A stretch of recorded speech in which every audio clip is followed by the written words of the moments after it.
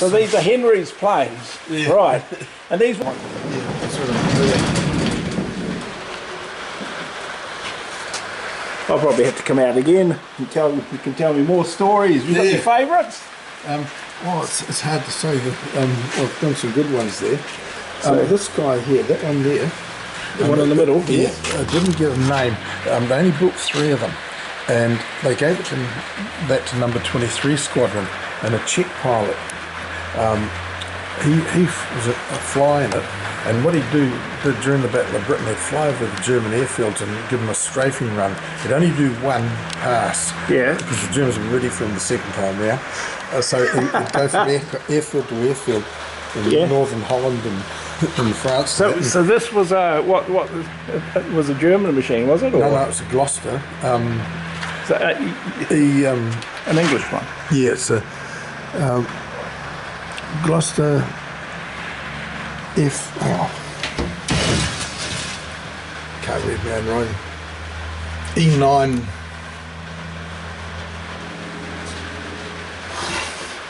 E937. It was designed in 1937. An English baby, eh? Yeah, and it was very good, but they didn't put it into production. Okay. And around the corner that way is the second line. The Albemarle there was no good as a bomber. They used it for towing gliders. Okay. And these were the colour schemes that they had? Yep. So this, Yep, that's a Fairy 3F, that's silver in there. They used those up to 1941, 42. right. That one in the corner there, that's a Blackburn Botha Mark 1. But they were so underpowered, even they had trouble using them, they just used them as trainers. They had 2 operational squadrons with them, and they were useless. So they used them as trainers. Same with that Bolton Paul Overstrand there, that yellow-sided one. They used those to train air gunners, and up to 1942.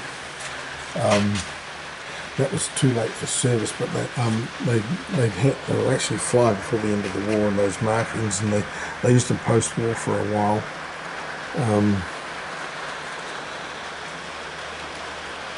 Incredible, isn't it? Yeah, it is. So how long have you been making these models up? Since the mid-60s. Okay. Wow. That was a Vickers Vimy there, that black thing. They used those in 1938. Down here or? Oh, up there, okay. Oh, the black thing, yeah. Yeah, they used those for training searchlight crews. All right. And I can't find any more information than 1938, but in 1938 they wouldn't have just destroyed them, they would have used them as Bits for they somebody. definitely wouldn't have destroyed them in late 38, you know. They might have put them up as targets. Same as the 504, that one's an N version, which is a different engine, an undercarriage. But they used to tow those Hotspur gliders out to see the training radar crews, to calibrate the radar on that. Okay. And these, British experimentals. yeah, Start from the top there. yeah, that's a Spiteful. Yeah, that's a Supermarine Spiteful. That one there, the Hawk Fury Mark II, they used those post-war. Yeah, they used the Hornet and the Vampire post-war. This is the Vampire that stuck out at Oaxaca, isn't it? Yeah. Yeah, they had a squadron operational with them before the end of the war, but they didn't see service. They built two of those, navalised version in that, and they could. It was faster than the Hurricane, not quite as fast as the Spitfire, but it carried over twice the ammunition, and it had the bigger range than night. Probably could have flown to Berlin and back. Okay. They had the Welkin, Western Welkin over there post-war for a while, and also the ferry in the corner there, the ferry Spearfish, and they had the Mark 22 Spitfire over there as well. But, They're absolutely. well, they used the Bristol Brigand in Malaya Okay. after the war. And even now. Pacific stuff. So. Yeah, that's a Rita, the code name of Rita. All right. So these would have visited New Zealand. No, the only ones that visited New Zealand here were the Catalinas. Oh, okay. We had a squadron of them in the Pacific. That jet plane there didn't get a code name. Yokosuka didn't get a code name because the Allies didn't know about it until after the war. That Emily was. The Sunderland had a top speed of 210. That had a top speed of 290, and it was cannon armed instead of machine gun armed. And Allied fighter pilots were very wary when they were shooting them down because the gunners would still stay at their posts and shooting back at them with their cannon. Okay. So what's the difference between a cannon and a machine gun? Yes, The size of it, is it? yeah, they were all cannon armed. And but that's the super fortress, like the one that dropped the atomic bombs. Okay. That was the best flying boat of World War II, without a doubt. Right. They were very hard to shoot down. Go down to the end there now, Joel. The Pacific Theatre. Southwest Pacific. Yep. So what's that? That's That's well, just up in the Pacific, like Guadalcanal and all the rest of it. Okay. New Guinea and and there's the Boeing, eh? yeah. That's a transport version of the Liberator. All right. That's an early B-17. That's a D version.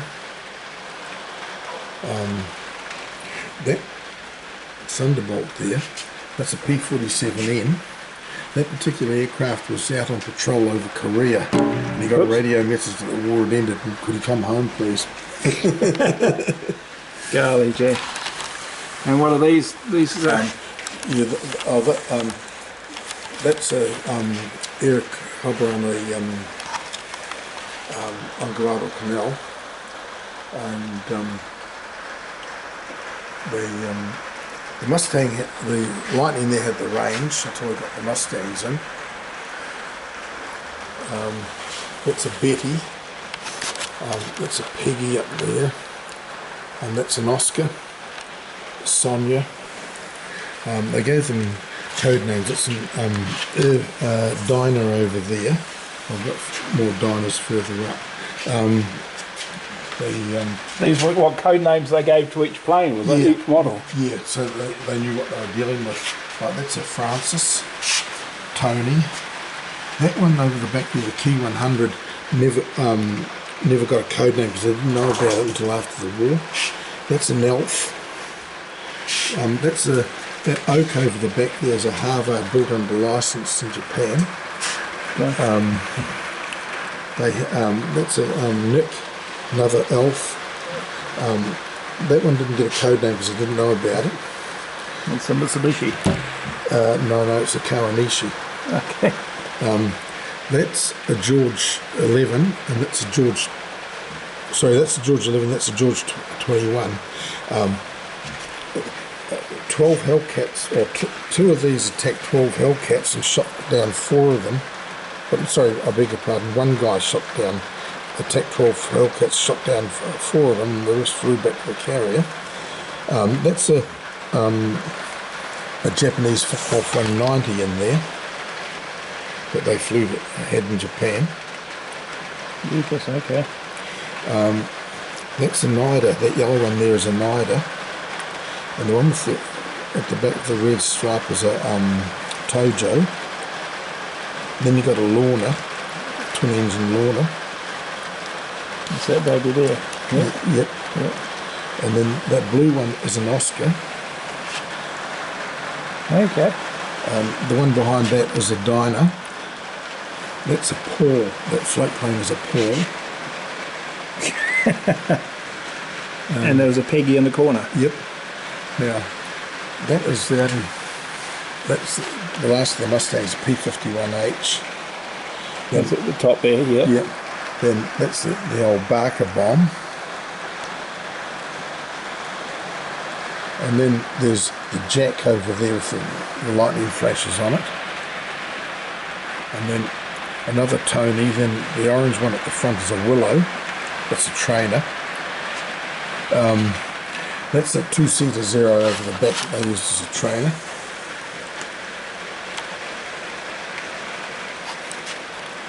And then there's a Roof. And then behind that is a Randy.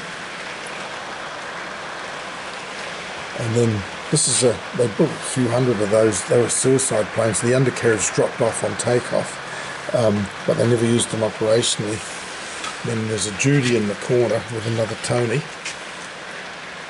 And they only built two of those. The first one got lost in 1937, disappeared. And they had that one throughout the war. I think the Americans got it.